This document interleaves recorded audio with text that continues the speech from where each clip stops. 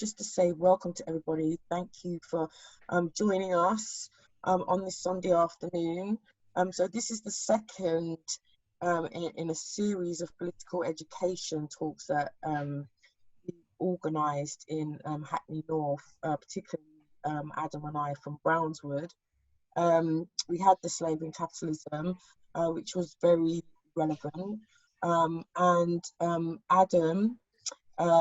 you know, he says he's not an expert, but he's very interested in political economy and the current money system, you know, and it is a smart, articulate young man who went to Cambridge. So, you know, I'm sure that he's got a lot to share with us. And again, this is very relevant to what is happening now with, you know, the debt that is rising. So I'm going to hand over to our expert for this evening, Adam Booth, speaking on money and debt.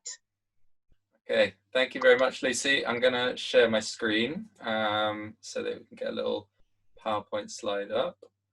Hang on. Can everyone see that all right? Yeah?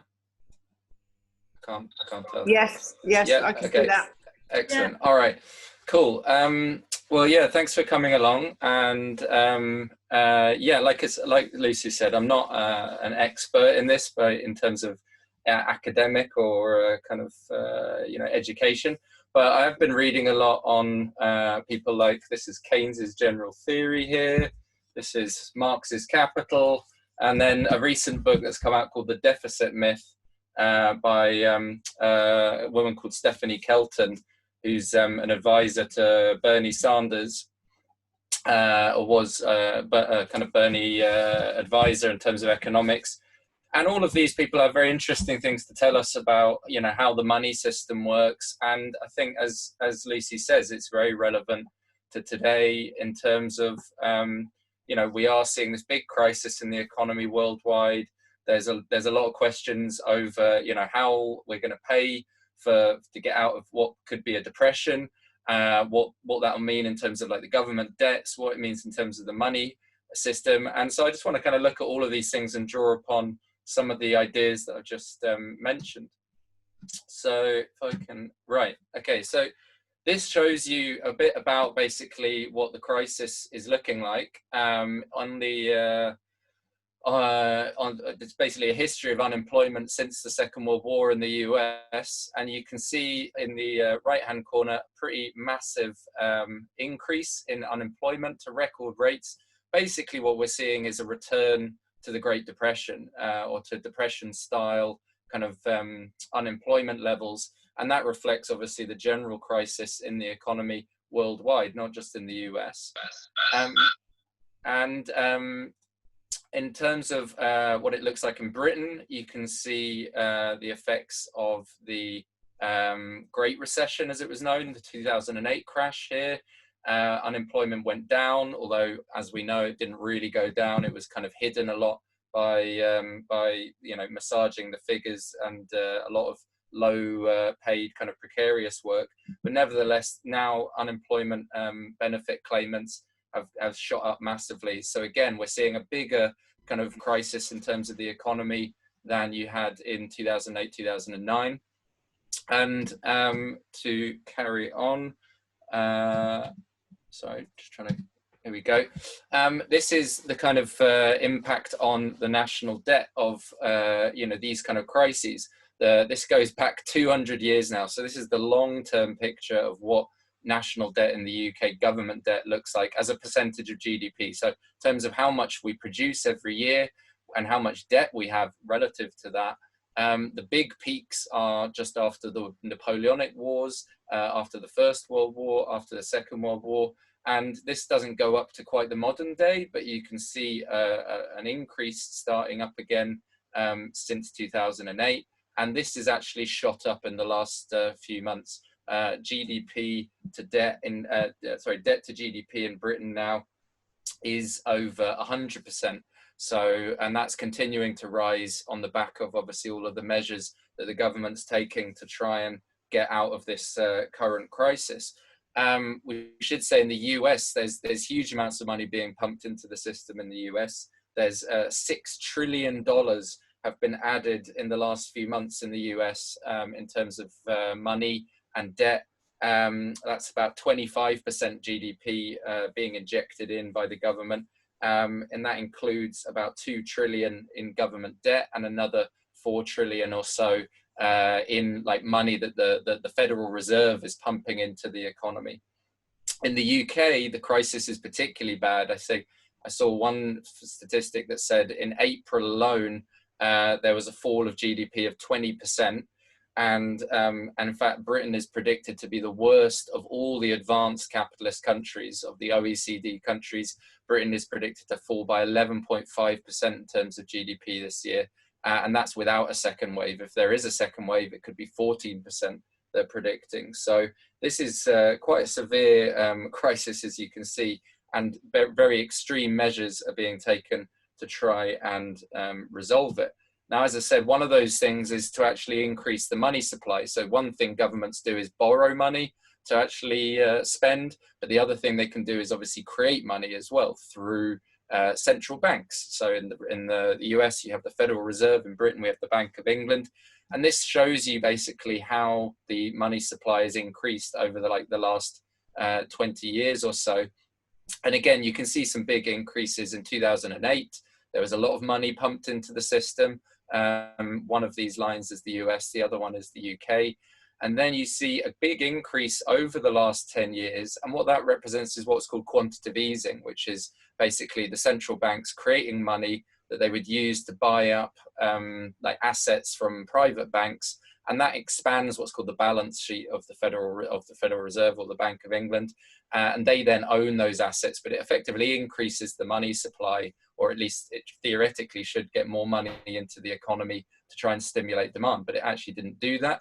We can come back to that later. But now you see a big increase in the last few months. Again, huge amounts of money, trillions being pumped into the system in the UK and US. Same is happening across Europe with the European Central Bank, Japan, and other countries as well.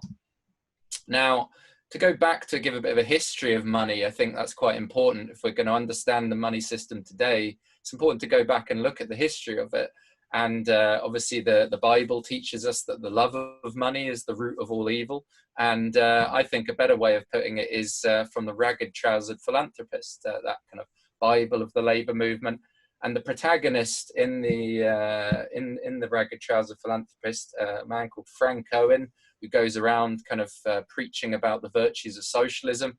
He says to his fellow workers that the money system represents chains of gold that bind us down, that they bring all of the poverty and evils of society come down to the present money system, he says, that leaves some people in suffering while other are surrounded by abundance. I think this is a very nice little, everyone should read The Ragged Trousered Philanthropist if you haven't already. It's a great book. It's also a great play, and it's full of lots of nice little insights, I'd say, into how capitalism works, explained in a very good way if you can't bother to read all of Capital, which I can understand.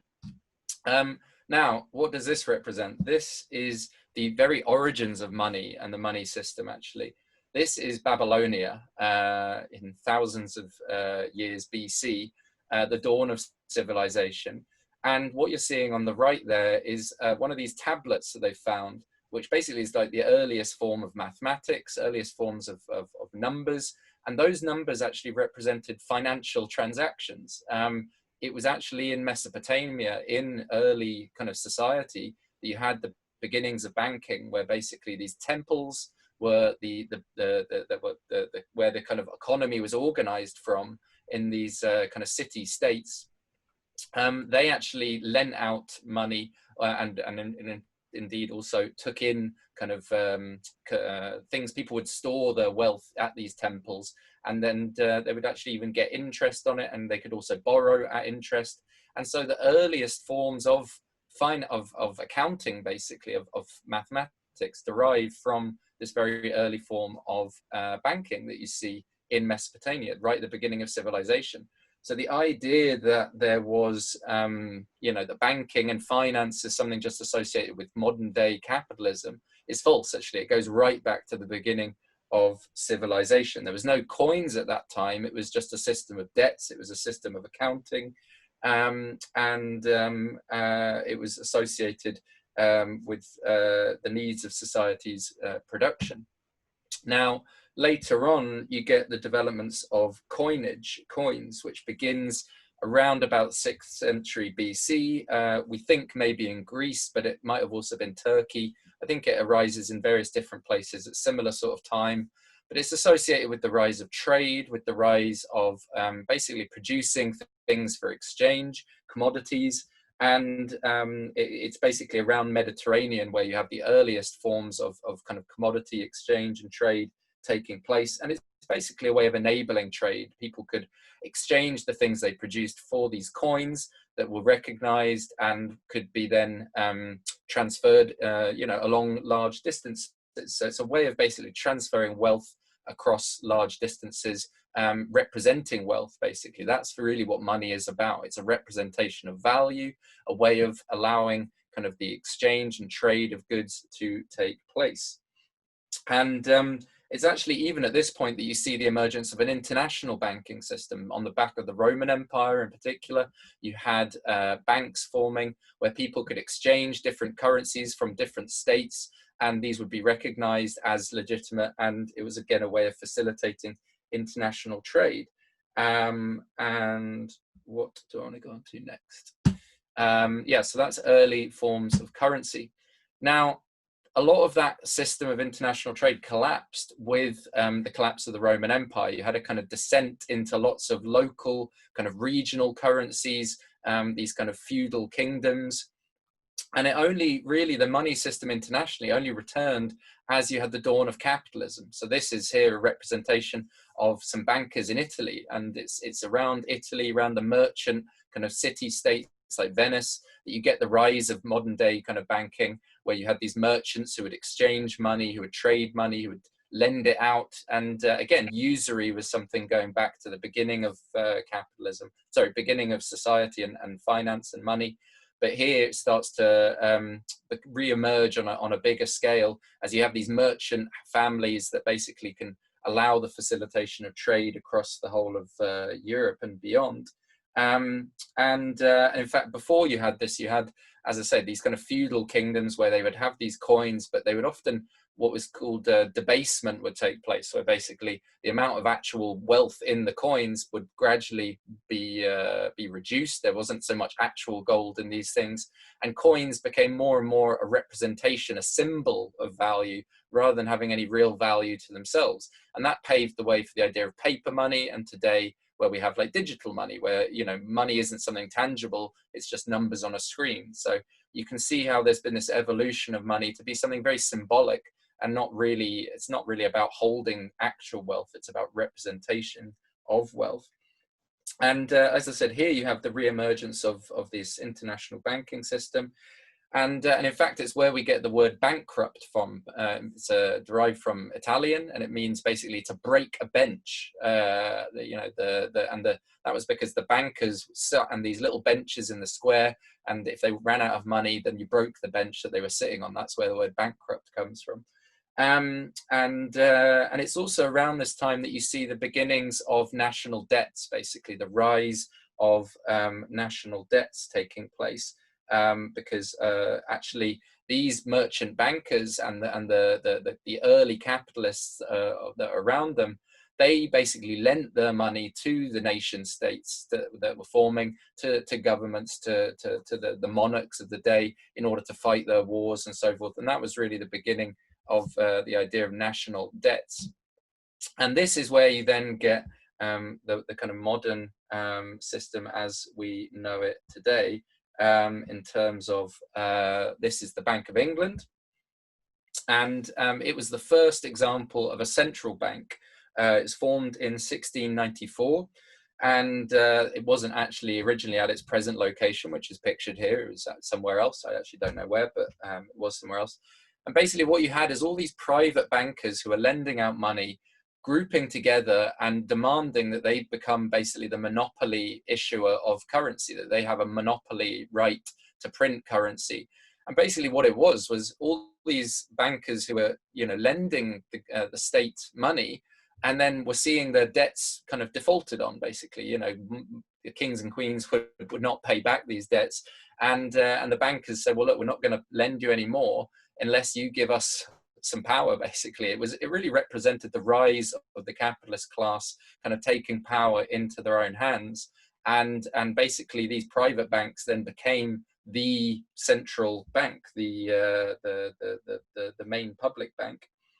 And alongside this then developed the modern taxation system, because basically in order to pay back these debts that were being accrued by the state had to broaden, you know, where it actually got its money from, and so it would start to tax more, and you get basically the modern fiscal system, taxation system is associated with this to pay back debts. So the whole idea of debt and the money system and all of this is starting to accelerate and evolve from this point forwards.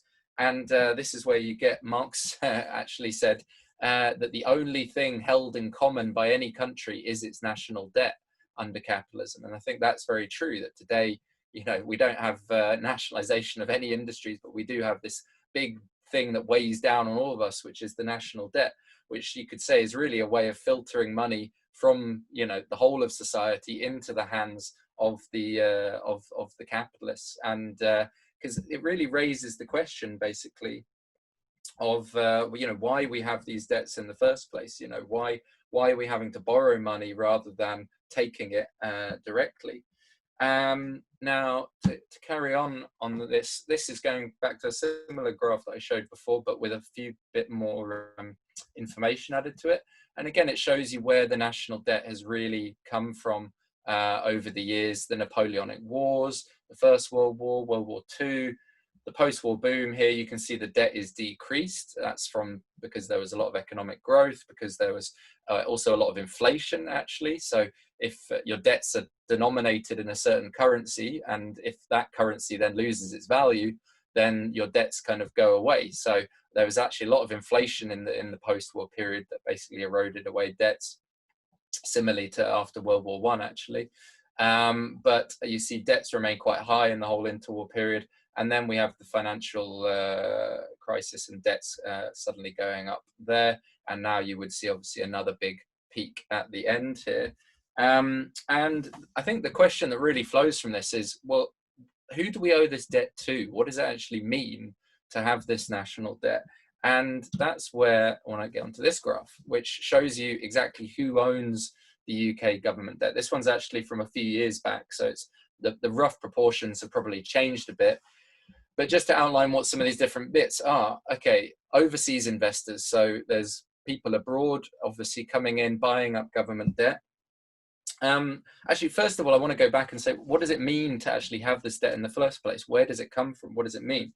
The debt system these days is based on what we call bonds. So basically the government will sell these financial assets. It will sell its debt as a financial asset to investors who can then actually trade that debt. It's like any other asset, and they can get a return on it. They get a yield, which is basically a way of you know, that if they invest the money in debt, they expect that not only to get that debt back, but also to earn interest on it and get a return, which is what the yield of a government bond represents.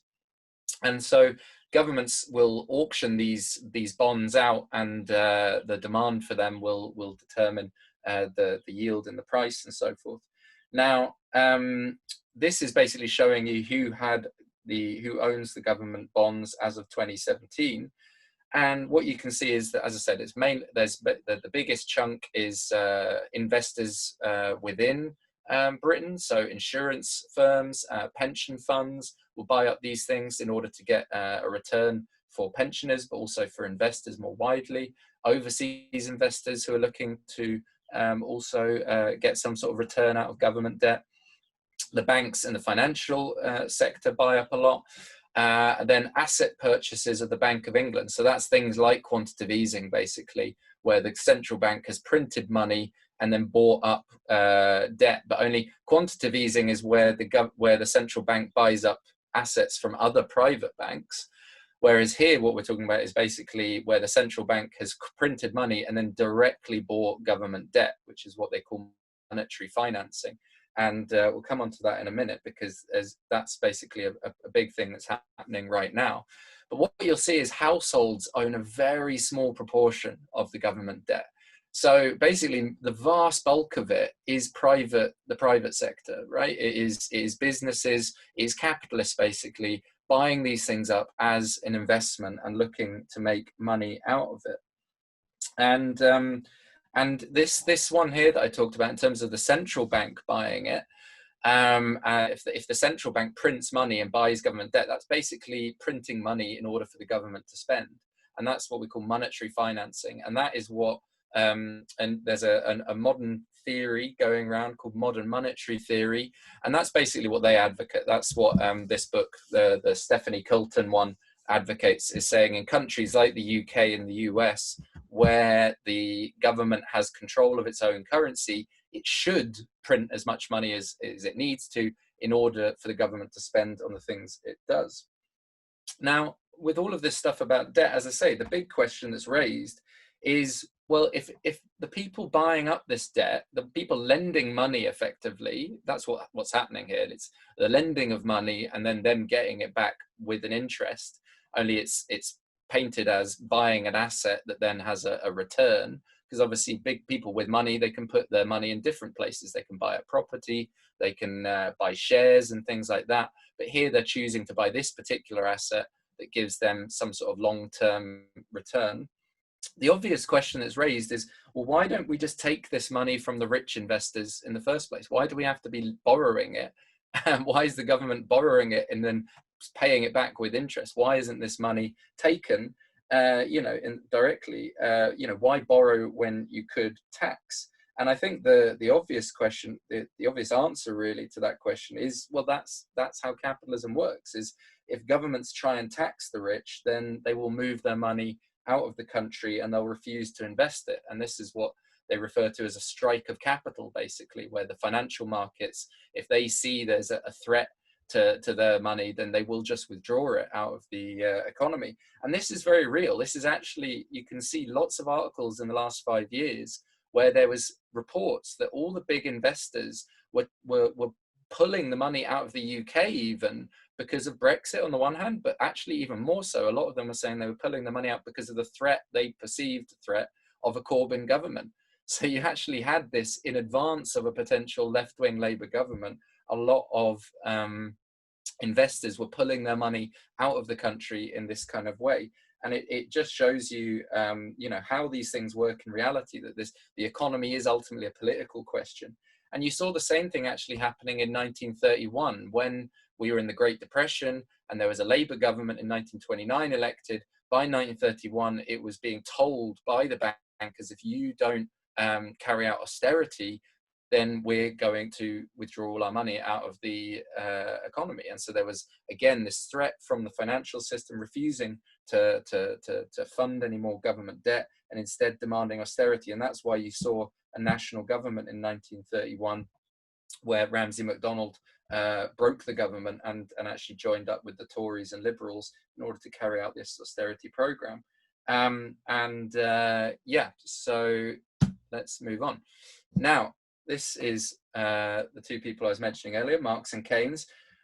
What's the alternatives? What can we learn from reading from these figures in the past? Now, Keynes said that his alternative, basically, he thought that what you should have instead of the current money system, he wanted a state-managed currency, and he thought alongside that governments should borrow in order to stimulate demand in times of crisis. That was what the basis for the New Deal in America was. Never was implemented in Britain. Instead, as I said, you had austerity. But I think what's quite interesting is where you see Keynes's ideas being attempted, they didn't actually work so well. You had in the 1930s, you had, as I say, FDR's New Deal, but actually unemployment continued to go up throughout the Depression. And basically you didn't see an end to the Depression until World War II came along, which basically mopped up unemployment and actually massively increased government debts and gave kind of businesses an incentive to produce for the war. And actually, I'd say where Keynes's ideas have most been introduced is actually actually ironically by the Chinese Communist Party in China over the last 10 years, where basically you've had huge Keynesian stimulus since 2008 to keep the economy going. And there's been enormous increases in Chinese national debt as a result of that, which is now over 300% of GDP. And what this has caused globally is actually, it hasn't really resolved any problems, but what you've seen is by stimulating the economy in China and building lots of bridges and houses and infrastructure, they've actually basically exported the crisis elsewhere. So you now see there's loads of steel being produced in China, way more than can be absorbed in the Chinese economy. And that's why you see things like the steel industry in Britain being closed down, because there's just this cheap subsidized steel coming in to other countries. So basically the Keynesian measures China's introduced have actually helped export the crisis elsewhere. So unemployment may be low in China, but then it's, you know, higher in Britain and elsewhere as a result. So you can see how this kind of adds to this global instability. Now, Marxists would say, and I include myself as that, as a Marxist, that the reason for this is basically you can't manage capitalism, that you can't plan what you don't control, and you don't control what you don't own. So we would say it's not enough to just kind of borrow in order to stimulate demand in a crisis. What we should really be asking is, why is there a crisis in the first place? Why does capitalism go into these crises like the Great Depression, like the one in 2008? Why do you have this lack of demand and this lack of investment, this kind of downward spiral, this mass unemployment? And I'd say the reason for that, Marx explains, is that capitalism isn't interested ultimately in demand and in people's needs and in society's, what production isn't done for needs, and so it's done for profits. And basically the reason for the collapse in the depression or now is because basically there are no profitable markets. As there was more being produced than could be absorbed by the market, and therefore the system goes into crisis. And I think, therefore, the real solution shouldn't be these kind of attempts to kind of manage capitalism on the part of, the state, but rather we should actually try and take over the economy and plan it for social needs and have public ownership, workers' control, socialist economic planning, nationalization of industry and infrastructure. And I would include in that, yes, the banks and the financial system. I think the nationalization of the banks and the financial system should be a #1 demand of the labor movement. And actually, just as an aside on that, it is worth noting that if you read Keynes's work, he's very clear he's not writing as someone in favor of the labor movement. He's writing, in his own words, as someone on the side of the educated bourgeoisie who wants to save capitalism. And he's got disdain for socialism, for socialists, for workers, for the labor movement. He was a liberal, not a labor member. So I think really we shouldn't be looking for his ideas to kind of take us forward at the current time. Now, as I said, coming out of all of these ideas is this current book that I mentioned earlier, The Deficit Myth, and this idea of modern monetary theory that's being proposed. And this basically argues that governments don't need to borrow at all, and that they can just print money in order to spend it and to basically stimulate the economy through the creation of money, which the government can directly then spend. And Stephanie Kelton and others alongside this propose the idea of a jobs guarantee. So they say if there's unemployment, the state should print money and provide jobs in a way like the New Deal did in the past. Now, this is a worthwhile point to talk about kind of money in general, because one of the big criticisms of MMT from the kind of right wing is to say, well, hang on, if you just keep printing money, aren't you going to get what you see here, which is inflation, right? This is the big kind of bogey word of a bogeyman of when it comes to the idea of printing money. And that's what you always get, obviously, thrown at the left in general. This is going to lead to Weimar Germany, Zimbabwe, Venezuela, delete as applicable, Now, the short answer to that is, well, yes, you might actually get inflation if all you do is print money. In the long term, that will probably lead to inflation. The long answer is a bit more complex, and inflation is quite a complicated subject. And it really depends on what's going on in the rest of the economy. Is this money being put to use productively? Is it actually being spent on real things and increasing production? or is it just going to, you know, basically towards inflation and increasing prices? Is it going to create a kind of excess of demand over supply? Basically, if you've got too much money chasing after too few goods, there's lots of demand in the economy, but not enough being produced, then that will cause prices to go up. And that's what inflation represents, a generalized increase in prices. Inflation can also happen when you have the actual costs of production going up. So if there's a drought, a famine, you'll get increases in prices of food. If you've got, what they're worried about right now is that because of the coronavirus pandemic, there's a lot of production that's been paralyzed, a lot of supply chains are breaking down, and that's leading to a rise in prices as well. In the 1970s, you had the oil crisis, which caused a big price increase for oil, which then also increased prices of lots of other things, and that's why you saw a big inflation then as well. And but most of the time when people say, look, print money, you're going to get inflation, it's the idea that you've got lots of money chasing after not enough goods, and that is the cause of inflation. Now, this is worth explaining then, well, how has this kind of problem been tackled in the past? Well, for the most of the kind of history of capitalism, in the 19th century in particular, you had the gold standard, which was brought in after the Napoleonic Wars. In basically it tied the printing of notes and the money supply to the gold, and basically, so you had to have a certain amount of gold in your central bank backing up any money that was in circulation. And this was to basically get around the fact that, like I said, lots of money, lots of debt was you know, being created on the back of these wars, and this was a way of trying to restrict that and force governments to kind of and the British government in particular to limit the money supply. And it spread across the world because you had the British Empire and all the world trade based around that. In effect, it was like a pound standard where everything was basically propped up by the dominance of the British economy and the British pound.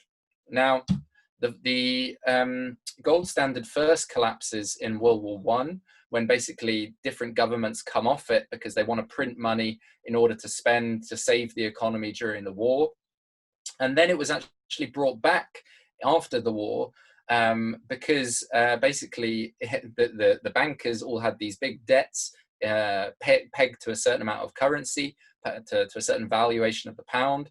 And if they were to come off the gold standard and devalue the pound, then those debts would become worthless. So the bankers put a lot of pressure on the governments at the time to come back to the gold standard in order to basically ensure that their debts were repaid in full. So in Britain in the 20s, we came back to the gold standard during the Tories, and it was actually Churchill recommending this as Chancellor of the Exchequer at the time in 25.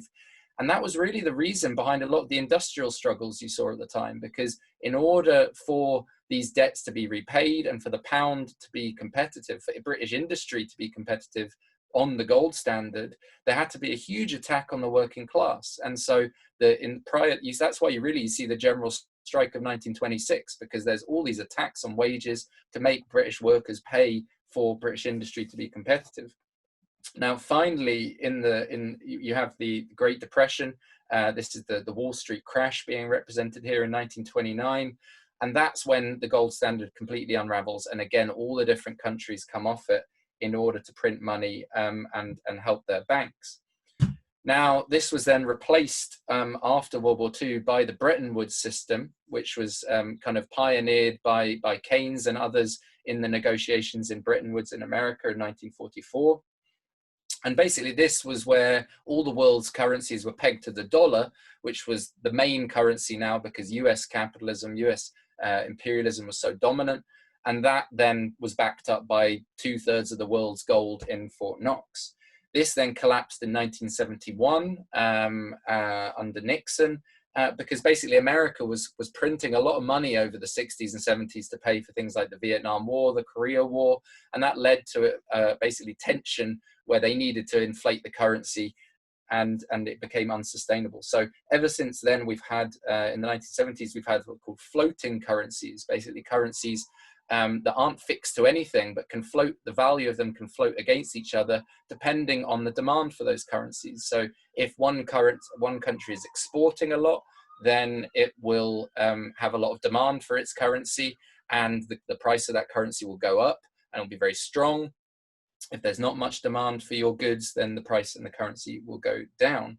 And basically what you're seeing though over this history of the money system is that it tends to kind of go in these spurts where it suddenly faces a big crisis when there's a big crisis in the economy. So in the Great Depression, the gold standard falls apart. Then in the 1970s, you have the collapse and the world crisis then, and Bretton Woods falls apart. And now we're at a similar juncture where there's another big crisis and the money system is seeing all this strains.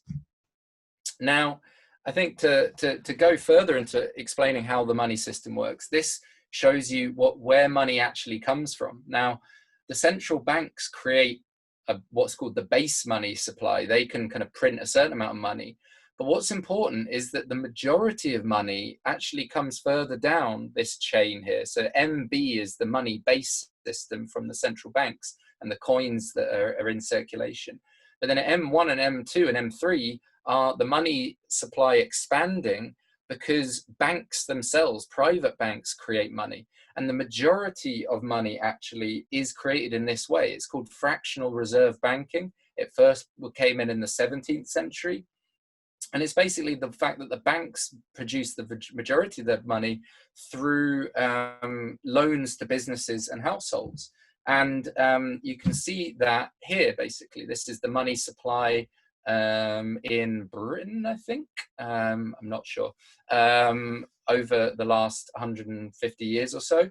And you can see that the red graph is the money that the central bank is creating in terms of notes and coins, but also buying up assets and stuff. And this has taken a big leap since 2008 with quantitative easing and so forth. But that is vastly outweighed by this green line, which is the money that commercial banks make. And this itself takes a big leap forwards in the late 70s and 80s when you have the deregulation of finance under Thatcher and the Big Bang, as it was called. So the vast bulk of the money that's in circulation is actually created by private banks because they want to themselves make interest and make money out of that. That's where the banks get their money from. And there's a campaign called Positive Money that wants to democratize the money supply. And they say 97% of money in circulation comes from this. Now, this goes back to the heart of what we were talking about earlier in terms of Marx and Keynes and their ideas about money, because it also gets to the heart of what the problem with MMT, this modern monetary theory, is. Because the thing is, it's not enough to just create money. You can't stimulate the economy by creating money. It's actually the other way around. Money is created because the economy needs it, right? Businesses come to banks demanding loans because they want to invest, and they invest because they want to make a profit. People get mortgages because they want to buy up houses, and there's demand for housing. So most of the money supply is not because the central bank just prints it. It's because private banks create it in the form of loans, deposits, because there's a demand for it. And I think this gets to the heart of the problem, that under capitalism, production is for profit. As I said, it's businesses looking to invest. And right now, they're not looking to invest, because there's this huge crisis from 2008 and now. There's already this huge, what they call excess capacity, or what Marx called overproduction, basically, where there's, there's already way too much being produced than people can afford to buy. And therefore, instead, you don't get people coming to banks looking for loans. Instead, you get this downward spiral of a depression where there's basically, no demand, and therefore no investment, and therefore no demand, and therefore no investment. It kind of feeds down on each other. And we're seeing that taking place now. I think that's what most economists are really worried about, that after this pandemic lockdown lifts, we're not going to have a V-shaped recovery. We're going to have a big Great Depression again. And that was what you saw in the Great Depression in the 30s. There wasn't inflation, there was actually deflation. Prices went down because there was such a huge fall in demand in the economy. People didn't have the money to be able to buy goods, and therefore there was competition driving prices down. And that's kind of what I think you're going to see today, is not really inflation because there's money being printed, but deflation because the economy's in a big crisis. And printing money won't solve that. That you can, Keynes actually had a word for it, or a phrase for it. He said, you can't push on a piece of rope. If there's slack in the economy, it doesn't matter if you print money and try and push production. It doesn't work like that. It's the opposite. It works in reverse. And you can also put it as, you know, you can lead a horse to water, but you can't make it drink, I think is the other proverb for this one. So what is the solution to end all of this? Well, I'd say it's not just enough. This is my opinion I'm putting forwards here, and obviously we can discuss this more widely. What should we be putting forwards as Labour members, as the Labour Party? Well, I think, as I say, it's not enough just to print money or just to borrow. Those are the kind of ideas being put forward by MMT and Keynesian economists. I think what we need to do is to take control of the economy out of private hands, out of production for profit, and have investment for social needs instead.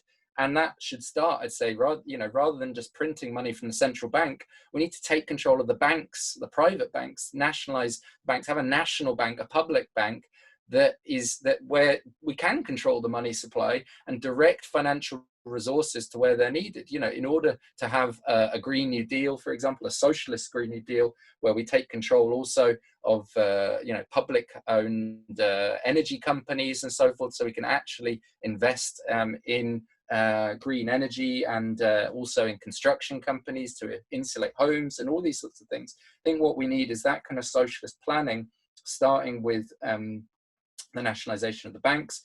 And then also, rather than printing money, we should really, as socialists, I think, be looking to get rid of money altogether, right? Like, you think of what happens in the NHS, right? You don't go into the NHS and hand over money, although you do. You have these days, because of privatization, you have prescriptions and all this kind of thing, dental charges. But the whole point of the NHS was created to get out, you know, take things out of the market. And so where instead we can be, instead of printing money, instead of handing it over, you know, the thing, if you print money and you have private ownership, it's still the landlords and the big monopolies and the big bankers that they still end up with all that money at the end of the day. We need to take control out of their hands, you know, and instead of printing money that ends up in their hands, we should be, you know, expanding things like the NHS, expanding that into having, you know, housing and food and utilities, all of these things operating out of the market and instead under a plan. And this has already kind of taken place. There's another book I've been reading that's very good called The People's Republic of Walmart. And they say that the biggest planned economy in history is not the Soviet Union, it's Walmart, which plans its business along with Amazon and other big businesses across the globe. And so there's already this planning taking place, but it's happening in these big businesses for profit rather than for social need. So I think that's the real socialist alternative to money and debt, is not to print money and to borrow, but rather for us to try and get rid of money altogether by nationalizing, planning, and taking things into public ownership. So I'll end it there, open up for discussion. I'll come back on the end with some responses, but I'd like this to be a big open discussion. And just to end, that's what I think the modern day version of that Saatchi poster looks like, with all of us socially distancing to pick up unemployment benefits. But there you go. I'll leave it there. Wow. Okay. Thank you very much. Thank you very much, Adam. That was really informative. And you obviously put in a lot of time and effort to that. So thank you so much for sharing that with us. If people would like to raise their hand, I think if you go into participants, there should be a blue hand. There's 3 little dots I think you can click on as well if you don't get the option straight away. I do have a question to kick off with, if you're happy to take that, Adam. Yeah? Yeah. I mean, I was hoping it'd be more like people could discuss amongst themselves and I can just come back on anything at the end, maybe. Rather than, I don't really like the idea of a Q&A with me. So if people want to just kind of raise questions and maybe other people can respond to them, rather than, unless it's like a very technical thing, but I'd rather it was a bit open, if that's okay. Lovely. Okay, so George put in a comment. So George, would you like to speak? Thank you, Lucy, and thanks very much to Adam for his presentation. Some wonderful graphics. I wonder how he came across a copy of the Santa Ana, California Register from 1929. But in particular, I mean, you'll probably have seen or heard media commentary suggesting that in effect, the public health measures pursued to combat the COVID-19 pandemic put the economy into the equivalent of an induced coma. And obviously there is debate about whether there will be a V-shaped recovery or, as you suggested, the equivalent of a new Great Depression. But I wondered really, and this is a question for everyone, to what extent do we think that, in fact, the current state of the economy in Britain and indeed across most of the world is due to lockdown measures, so-called, and to what extent really have those measures simply exacerbated what was a looming downturn in any event? There is some evidence of a business cycle where we see significant recessions roughly every decade or so, and weren't we due for one given the crash of 2008-9? So, I mean, that's some food for thought. And if I could add perhaps one other point, I thought Adam's contributions regarding the Chinese Communist Party and its pursuit of a form of Keynesianism were very interesting. I also think it's worth noting, if you look back at Reaganism in 1980s, a lot of commentators said that amidst the social welfare cuts, in fact, what Reagan's administration pursued was a sort of military Keynesianism, where there was a huge pump priming of contractors that relied on the Pentagon for their revenue. And there was enormous growth in the Department of Defense budget in that decade. And to some extent, we're seeing that again with Trump, where the US Pentagon's budget is roughly $686 billion a year. And now that's dwarfed, obviously, by the sums that have been pumped in the context of the COVID crisis. But it's still a huge amount of money for private capital. So just an observation there, really. And I suppose we could discuss something Adam didn't touch on, and that is the widespread perception amongst both Keynesian and Marxist economists of quite an important shift from the early to mid-1970s onwards with so-called financialization, a process that in this country seemed to have been accelerated in the mid-1980s with deregulation of the banking, finance, and insurance sector, something that continued apace in the United States and which some commentators obviously feel was a major contributor to the crash of the 2007 through 9 period. I've gobbed off long enough, so thank you for listening.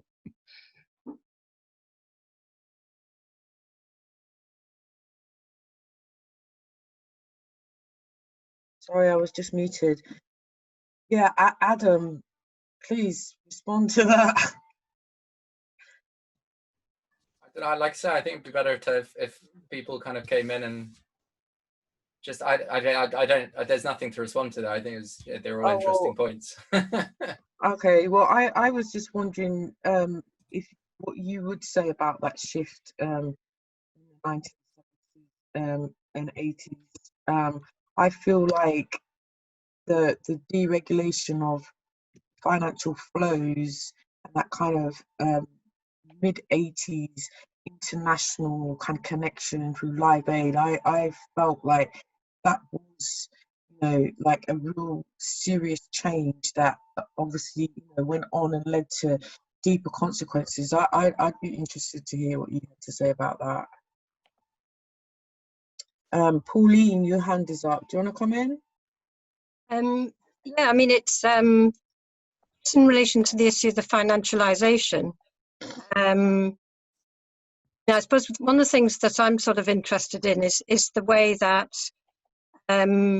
financialization is something that doesn't get talked about in sort of your average media broadcasts, etc., in terms of the news that is sort of the everyday diet. And it would appear that people in society are continually being blamed in terms of not being productive enough in terms of their skills, etc. Education establishments get blamed for not turning out right sort of skill levels, whereas in fact financialization drains the investment that would otherwise go into the economy. And my understanding of economics tends to be a bit basic, but I suppose I'm kind of wondering how that can be in any way challenged without a government which seriously seeks to take apart financialization. And we saw when Corbyn, obviously, they were talking about a response to financialization, then the media went mad. I mean, everybody was sort of concerned to unpick what Corbyn was actually about, but actually financialization wasn't really something that was discussed. Clearly, it was a major fear from the right. Okay, thank you. I felt like someone was going to actually come back and say something. Okay, so Mike, you have your hand up.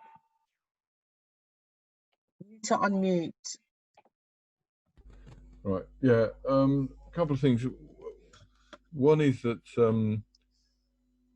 the reason we got financialization, I think, I'm not sure that Adam's going to agree with this, is that there's this tendency of the rate of profit to fall that Marx talks about quite a lot.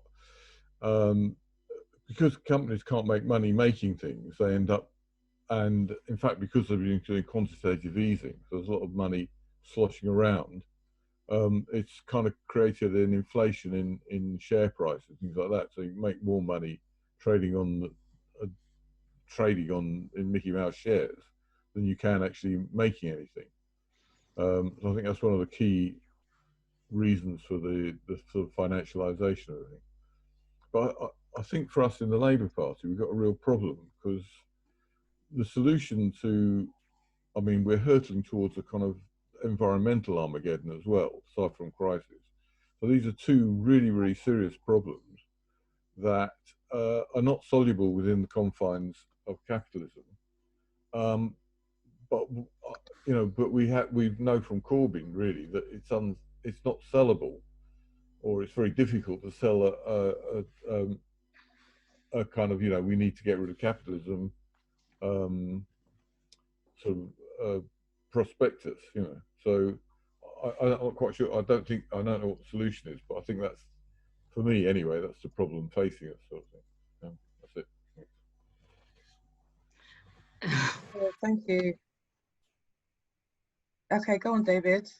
Sorry, David. AJ and then David. Yeah, Maya just wrote it in the chat. Actually, I was just going to talk about public ownership. I mean, I think the solution is really much more local ownership of things. I mean, you know, when you have a co-op, you don't need to pay out profit to someone who runs away with it, you know. And you can see, I mean, I buy everything, all our household goods and stuff like that from Summa Cooperative. I mean, okay, everyone's needed food, but they're going through the roof, and they have a 1-to-1 pay ratio, right? Everyone gets paid exactly the same amount, no matter what job you do, and they share jobs, and they're such a resilient company. You know, they really, it's proved like over and over again. I mean, I watched a really good thing the other night, but I know about co-ops from when I was a baby, is that the co-ops survive crises much more because as a group of people who are democratically accountable to each other and run the business or the company in the interest of them all having work and being productive or whatever, is that when big crisis comes along, everyone can say, listen, can we all just take a 10% pay cut because then we've got enough cash to like keep going? Or wow, actually everything's going really well, which I'm sure is happening in Summa right now. Everyone gets 10% bonus, you know, everyone gets their wages go up more. And it's with everything. It's like you can just take out the need for the profit when it's owned and run by the people in the community, which I'm not saying it's an easy thing to do, but it's certainly where we need to move forward. And in a way, we need some support from government in order to set up co-ops. And I remember being at an event a couple of years ago, and there's an amazing woman who set up her own bank for ethnic minorities. I think it was like there was no banking in a certain place, I think Tower Hamlets or something, and she set up a bank. But there's another co-op that's a tech co-op. I can't remember what they're called now. Again, one of them, like she was started by a woman of color. Like basically, they have so much money sloshing around because they're a really successful tech co-op just up the road from here that they don't have anywhere to do their banking. That's not a big horrible institution that's like doing shit things with their money.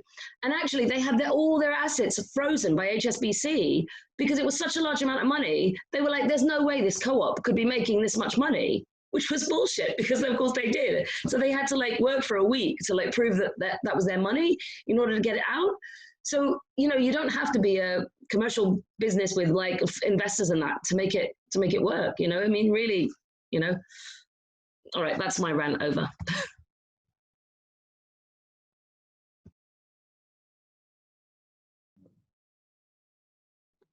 Hey Jay, I wanted to ask, what are the possibilities do you think of us actually starting up co-ops now?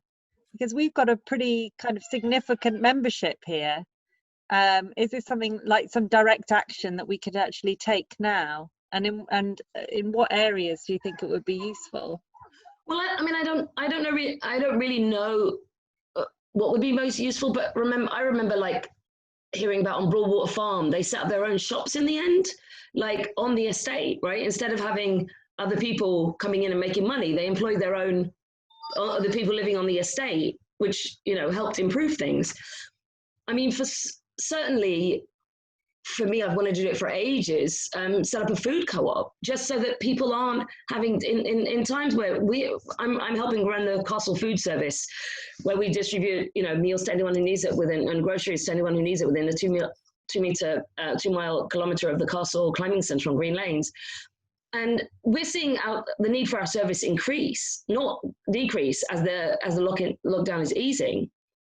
And I was at the Mildmay Community Centre on, you know, around the corner from Newington Green, and Sam, who works there, was saying, you know, there are people around here who we know who earn really good money and they've lost their jobs. So it's not just about the poor and disadvantaged and fucking left behind and ignored and trodden on by our society that are suffering. It's like everyone's going to have problems buying what they need, and I would say food is an essential, right? Like. So maybe that's a small thing that we could do right away. As an aside, I heard some time ago from a Labour member actually that Food for All, not Lovely Food for All, Mother Earth on Albion Parade was looking to shut. Maybe not now, maybe with the crisis or whatever. But they were saying, you know, if a few people were willing to put in 10 grand, they could buy the shop and then run it as a co-op. And I was like, that's not a bad idea. Sounds like a great idea. Okay, so I've got David waiting, Daniel, and then I'm going to put my hand up and try not to mute myself. Okay, so David. Yeah, I mean, firstly on this co-ops and islands of socialism sort of idea, I mean, I think there are issues. The question is whether models of these kinds actually deliver to people's immediate needs, the household's needs, better than supermarkets and big businesses do. Well, often they may not do so. The sort of model of mutual aid, of mutual and community support, I think it works best when need is really quite extreme. If you're talking the favela, the shanty town, you know, absolute shortages of food, and where cooperatives can actually meet a need, where there's a gap in the market, where Sainsbury's and Tesco's aren't interested in performing. But I'm not convinced that that's a model for, you know, a modern mass economy, which brings me to other more awkward questions. You know, what Mike was saying about the sellability of overthrowing capitalism, which, you know, was an ABC of the socialist movement until the Soviet-type economies actually existed and their deficiencies became rather clear. Now, of course, they were launched not in advanced capitalist countries, but in very backward and poor countries, which created huge difficulties. But there are questions which attempted to be asked in a long discussion on market socialism as to how you could allocate investment capital, for example, to the best rate of return, to a rate which worked, and avoid huge catastrophes of investment, which did exist, which did take place in the Soviet type economies, absolute environmental and human catastrophes of investment. They were not immune from them. How a planned economy, I mean, given you can't actually have a group of planners or a popular vote on how many shoes you produce or what type of shoes. Markets seem to me to be, it seems to be both undesirable and impossible to abolish markets. To the extent that you actually do so, you create black markets immediately. I mean, I've lived under, economy was rationing, and with rationing and shortages in a planned society, it may be fairer in emergency situations. In fact, I think it is. And in emergency situations like wartime, people will accept them, but they immediately create black markets.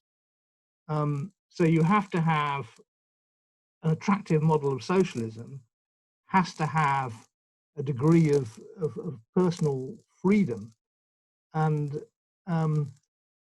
that's very difficult if the allocation of resources is from a centre, because how can the centre withstand all the demands placed on it if these are all political demands? They're not mediated by economic mechanisms. Now, I don't think these are insoluble problems, but they're quite difficult to put forward in popular manifestos, and they're certainly not met by saying nationalise the banking system and meet meet human needs, because that's actually a great deal more complicated to achieve than to say. And so those are more questions than answers. But I do think we have to ask those difficult questions, because the central political obstacle to it being the abolition of capitalism being unsaleable is that the alternatives so far created have been extremely unattractive. And one therefore has to answer why and how these problems can be met. Okay, thanks, David. I do see your hand eagerly waving, Mike, but I've got you on the list, so I will get to you. So Daniel was waiting patiently. Then I've got Frank, myself, and then it'll be you, Mike. Daniel. Okay. Okay.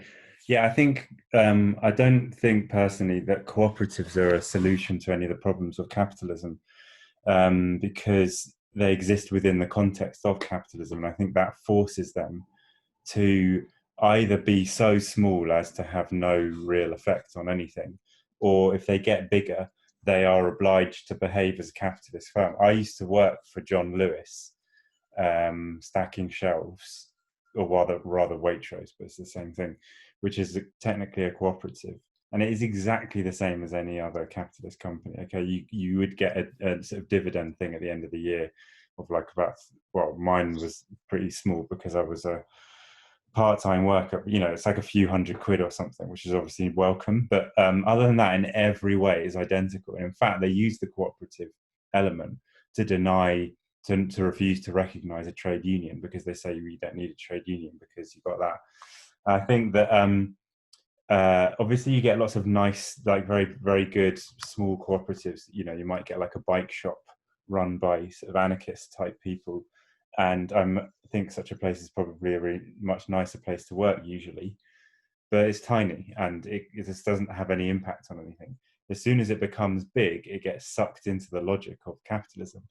And I mean, what do you do if you run a workers' cooperative and you actually are large? You have to take decisions that are determined by the market, even if it's like democratically run and you have the highest ideals.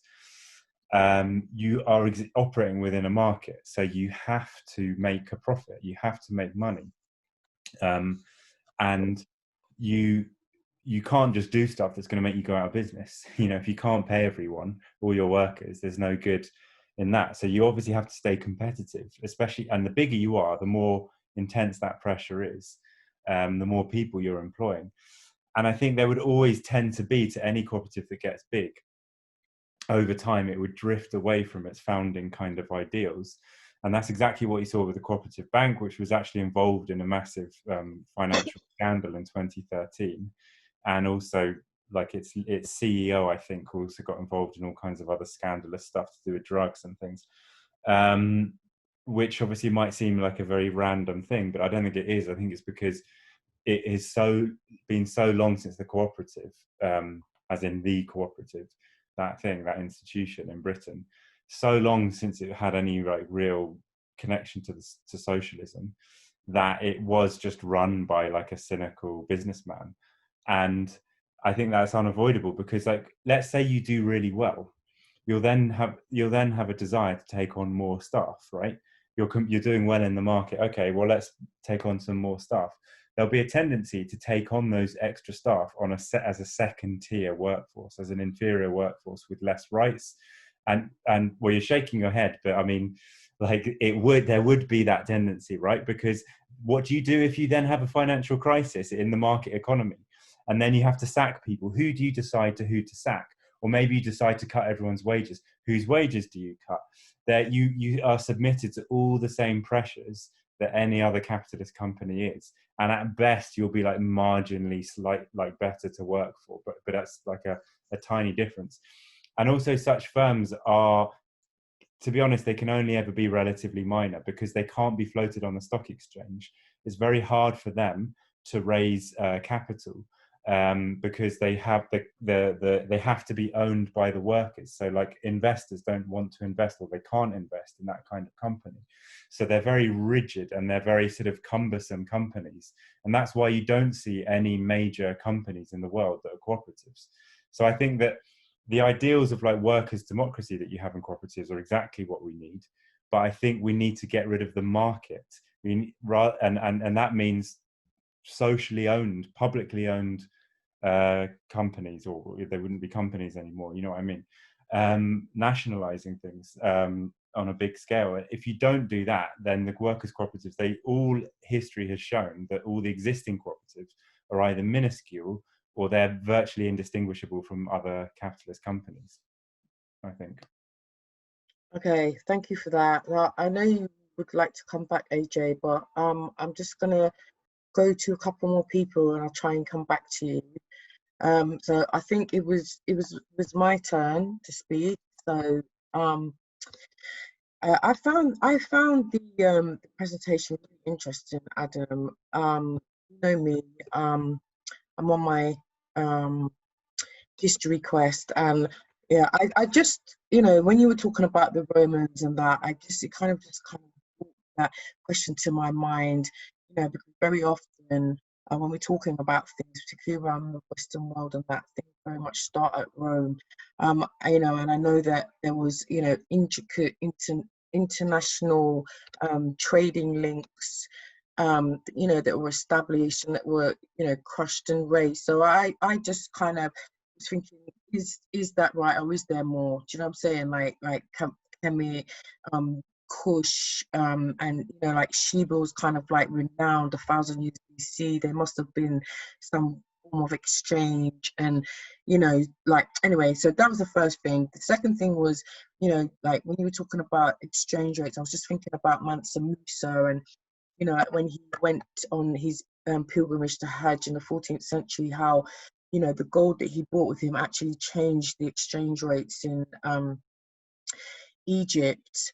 And I was also thinking about the impact, you know, like just this kind of like narrative and the impact of slavery on financial assets. When you think about the 1694 Bank of England, you know, like my questions again is around that kind of post-revolution, you know, decapitation of the king to open out this trade, this money. The Bank of England came after that. I was quite interested to hear a little bit more about the gold standard, but also, you know, like public ownership. I really am into that. I just think that, you know, democracy is a fallacy. You don't have these things, and you know, like the whole imposition of capitalism, the invisible hand is like, it's not capable of guiding an economy to meet the people's needs. You know, like 200 years later, we can see the impact of that. You know, we look at the children, young people, you know, so kind of like the fabric of society, the environment, you know, like that is very much been the outcome of the fact that the invisible hand is not capable. So I just wanted to hear a little bit about how we nationalize the banks. You know, like obviously there's a whole policy push on public ownership, but Daniel's obviously raised some quite serious questions around what is possible. And then also in the spirit of Black Lives Matter, like this whole kind of, you know, black bad, black male, black economy, black markets. I just wanted to say, you know, this time we had another name. So that was my contribution. So Frank, you were next. And then I was going to go AJ and then back to Adam, if that's okay. Yeah. Frank, can you unmute? Cool. Is that, yeah, hi. Yeah, just a couple of just thoughts quickly was about, like, I think, like, if there was, if the destination, if the ideal destination is kind of full public ownership of resources and facilities and public ownership of the banking system, but we'd kind of, it would be very unlikely that it would happen in our lifetime, I reckon, in this country.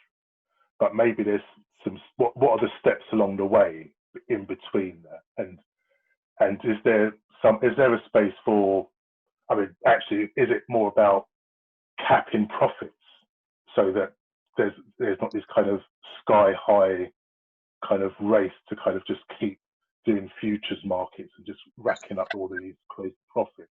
And so maybe that might help to stabilize things.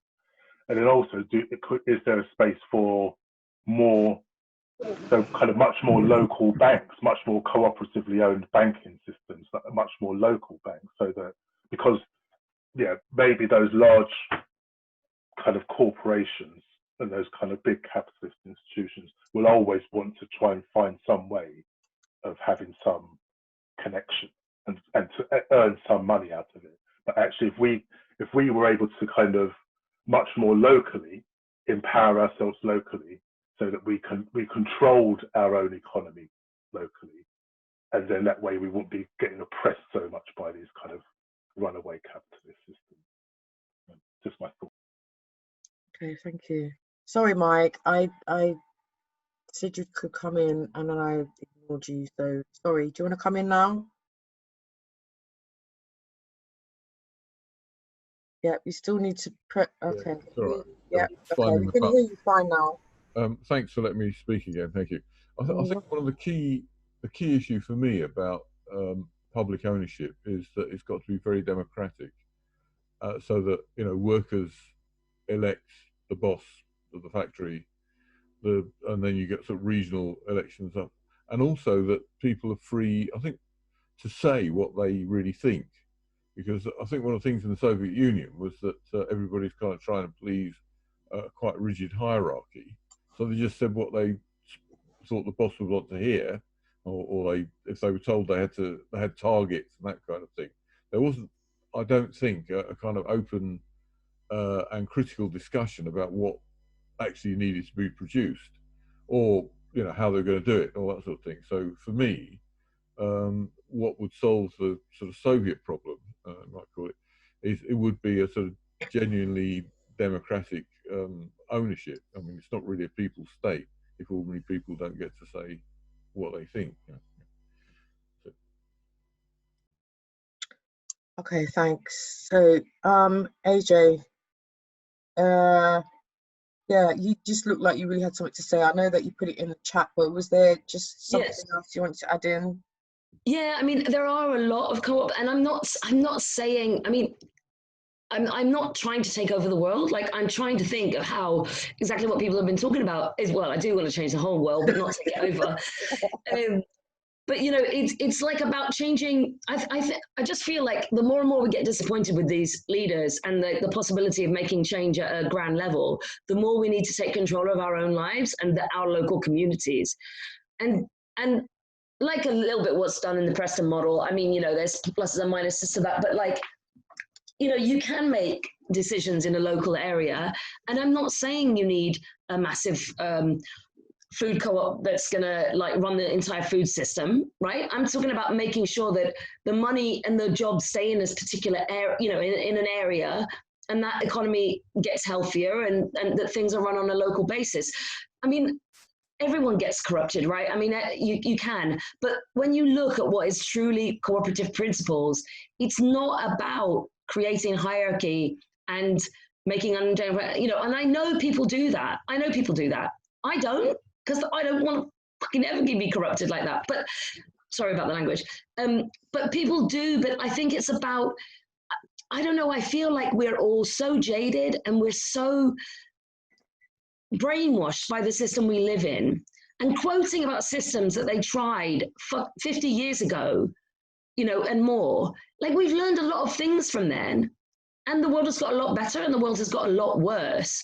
And the inequality that we see coming from the inequality of the economic system we have right now, I think is forcing us to realize that if we can only make change in our local communities, in our various local communities, that is one way we can make people's lives better. And what I want to do is make people's lives better. Of course, I want to smash capitalism. I want the whole system to fail. I was hoping it would, and house prices would drop. And, you know, my landlady, I wouldn't have to fight for 4 months to get a little bit of a discount since we're all out of work. But you know what I mean? I just think, don't buy that line all the time that you can't make something good. You can. And I've heard nothing good. I've heard nothing bad about Suma, and they're quite big now. And there's huge co-ops in Spain. Mondragon is huge, huge. They have lots of different businesses all over the country. And I think it's in Italy. They run a lot of the social care, right? Adult social care. Imagine, like, cooperatives. That's what we need to do here. Cooperatives of people who want to work in social care, setting their own hours. In that way, people get really good care on a local, you know, on a local area with the local people, with the right sensitivities and all that. And it can be run without one person trying to make a big profit off the top. I'm a real idealist. You're going to be frustrated talking to me, but like, I think if you don't try and state your ideals, you will get corrupted by the system. And I'm going to have to leave really soon because I'm going to another really excellent political meeting. Oh, thanks for your contribution. Yeah, and I think, you know, it is about trying new ways, new ideas. You know, even if there's been mistakes in the past, there's always a chance to, you know, update, change. I was going to go back to Adam. It's 23 past 6. We've got till 6:30, but we can go over for a bit if you want to. I was just hoping that you would come in, Maya. Like, you are our secretary, and, you know, like, the whole issue of public ownership is really strong policy area that, you know, I find very exciting and I'm interested in. So I just wanted to bring you in so you could maybe just share your take on how we kind of find that middle ground. Oh, thanks, Lucy. I was actually thinking about the CLP, and obviously it's really difficult at the moment because we've had kind of democracy stolen from us, in the sense that the party still hasn't gifted us with proper meetings where we could actually send motions in and whatnot. But I think what we really need to do locally within the party is we need to draw the right, and we need to draw their ideology out of them on this issue, because we know that this is actually such a fundamental part of being on the left, where we stand on public ownership. And I think that we haven't demanded enough that they expose where their ideological resistance to public ownership, and a lot of that is because in a lot of ways we've allowed them to set the narrative on what we discuss. We've been playing a kind of you know, well, we haven't been basically running the show. We've been firefighting, I think. So part of that is like things like this, but extending that into all the ways in which we act politically, where we're bringing up political education on democratic ownership. And I shall stop there, otherwise I'll end up ranting. No, well, I'm hoping, you know, we can do more on public ownership, like in the capacity of political education for. So I think, you know, that's a really good, strong area for us to push on, you know, whether it is locally or across CRPs and nationally. So, Adam, I'm going to give you back the floor. All right, thanks. Yeah, thanks, Lucie. And yeah, it was really great discussion, loads of amazing points brought up, and it just brings up the fact I think we need a lot more political education discussions on these sort of topics, because, you know, we've covered such a wide range, the economy and capitalism, and it's obviously a massive topic, and things like public ownership. What do we mean by that? Like, I see even Keir Starmer now says, oh, I'm in favor of common ownership. But then what he means is like certain amount of shares being given over, but all the majority of the control still hands in, you know, is with the big share owners and stuff. So, you know, it's a slippery topic where it does help to like be quite concrete about what kind of thing are we talking about, because sometimes you can kind of sneak very like reactionary ideas. Thatcher was very in favor of common ownership in terms of getting rid of nationalization and giving shares to workers when she privatized, you know, some of the nationalized industries. So it kind of shows you it's you know, giving shares to people. It sounds very democratizing and all this kind of thing, but then it's like, oh, actually, those shares were then just sold back to the original capitalists. So anyway, I didn't want to talk too much about that because I think that could be a whole nother debate. Just in some of the questions that came up, I think George raised a really interesting question about like, is this like crisis that we're going to see on the back of the pandemic, is it simply because of the pandemic? And I'd agree with what he said, which is I actually think this crisis was going to come one way or another, and I think the pandemic's just accelerated it. Like, we never got out of the 2008 crisis in reality. Like, debt and the credit bubble is carried on going. All the growth we've had, which has been very meager for the last 10 years, has been credit fueled. There hasn't been a rise in wages. There hasn't been a big investment boom. Productivity has been stagnant. You've got like, you know, all of these indicators of a healthy economy just aren't there and haven't been there since 2008. And even before, actually, like wages weren't going up before 2008. Productivity wasn't going up. So like there was no investment. I think all of these things go back actually to the 70s, to be honest, and the crisis you had then. And I think it links to George's point about the financialization. Like what did that represent? I think that what financialization in the 70s represented, you saw that graph I showed earlier of the like massive amount of money that the banks created from the 70s and 80s onwards. I think what you had was there was a massive crisis in the 70s, and the way they tried to get out of that was to put all the burden on the shoulders of workers, right? You had huge attacks on the working class. That's what Thatcherism, Reaganism represented. The problem they had was if you're attacking wages on one side, who buys all the things that the capitalists are churning out, right? Like someone's got to buy stuff, right? People can't sell stuff to them. The capitalists can't just keep producing yachts to sell to themselves. Like someone has to buy these things. And that was why you had the expansion of credit. Like credit was the capitalists taking all their savings and profits that they've accumulated and then saying, you know, lending it back to workers in the form of mortgages, subprime mortgages, loans, student loans, credit cards, and then basically just saying like, oh, don't worry, we're attacking your wages, but you can still buy these houses. You can still buy. And it was just a massive con trick. It was a house of credit cards, you know, and it came toppling down in 2008. That's what it represented. And that's never stopped. And in fact, it's just continued. And I'd say like what you're seeing now is with the pandemic is it's just exposed all of that rot that was already there. Like, for example, there's these things called zombie companies, right? Which basically there's loads of businesses that shouldn't really still be viable, but they're kept going by like cheap credit basically. And they're predicting that all of these are going to collapse as a result of this pandemic because suddenly there's no money around and they're not getting profits. They haven't got savings.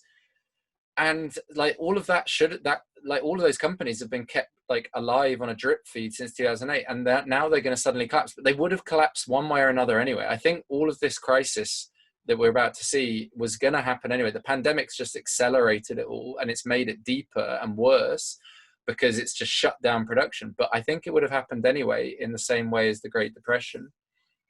And I think this actually also then links to this question of cooperatives, because I think one of the things we've got to mention is, like, yes, we want workers to be in control. We want local communities, and we want a general democratization of the economy.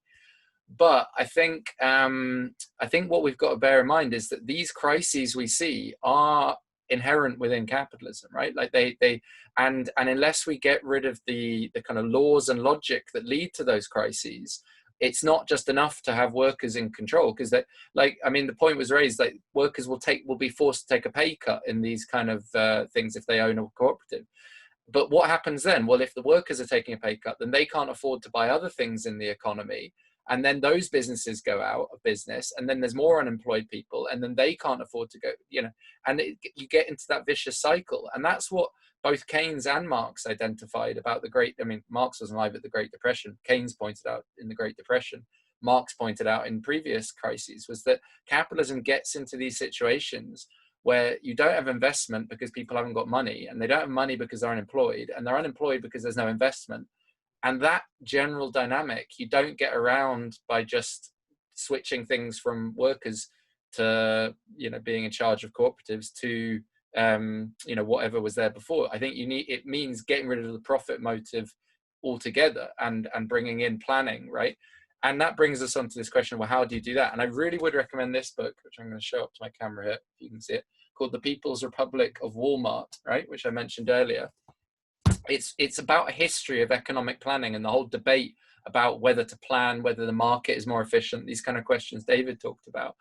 And they really highlight some amazing examples. Like I said, they show that most big businesses today do plan, right? So the idea that planning doesn't work is false. It works within big businesses. And they point out, Amazon, Walmart, they have bigger sized economies than the Soviet Union. And they plan from the farms and the factories through to the shops and the supermarkets. But then what's that planning for? It's for Jeff Bezos to get rich, right? It's for the owners of Walmart. I don't even know what that family is called, the Walmart family, I guess. It's for them to get rich, right? And what we're saying is, well, let's take that technology and put it for social use. We can do this, right? Only we can also democratize it and put the workers in those businesses also in charge, so that the conditions are good, so that the pay is good, so they have pensions, And actually, the authors of this book, they say all of this. They say, and they point to some of the other examples throughout history where this has kind of been tried in various ways. Richard's put a link to the book. Go and buy it. It's really good. And the Waltons, thank you. And yeah, I think this is kind of what we need to look at. And I think it is popular. The NHS is the most popular institution in Britain. And it's taking a primary need out of the hands of big business, out of the private sector. And that was a battle. That didn't happen easily, right? The doctors put up a resistance at the time. These things don't happen without a struggle. Big business will resist these things. But we have to overcome that resistance through the power of the labor movement. That's what the Labour Party exists for. That's what was happening after 1945. And the NHS is a great example. It's popular today. I think if you expanded that to other fields, it would be popular again. And in terms of the banking industry, let's not forget, we did nationalize the banking industry. After 2008, the big banks were nationalized. The problem was they nationalized the debts, but they privatized the profits. And all of the people managing those banks were the same managers as before, paying themselves lots of bonuses and things like that. So I think we can nationalize the banks today, but we could do it in a different way. We could do it on the basis of, right, we're going to use the resources that you've got to fund, a Green New Deal, a socialist Green New Deal, and things like that. And this could be linked to the current crisis as well. Imagine if Corbyn and the Labour government was in power now, right? You've got all these businesses failing left, right, and centre. Big businesses like Virgin saying, we can't afford, we want a bailout. And then we should be saying, yeah, okay, you want a bailout? Well, okay, in that case, you've got to produce energy efficient planes. You've got to pay your workers properly. And we're going to nationalize that business and run it for needs, right? There's a prime opportunity now to talk about, capitalism is failing, big business run for profit is failing. Couldn't we be taking these big businesses over and running them for need? I think that like the opportunity right now is so clear, right, to win that economic argument, like that instead of bailing out Branson, we could be, you know, bringing these industries back under public control and actually running them for people's needs. Anyway, I think that's all I wanted to say, because I think it's been a really good discussion, and then I just recommend some of those readings.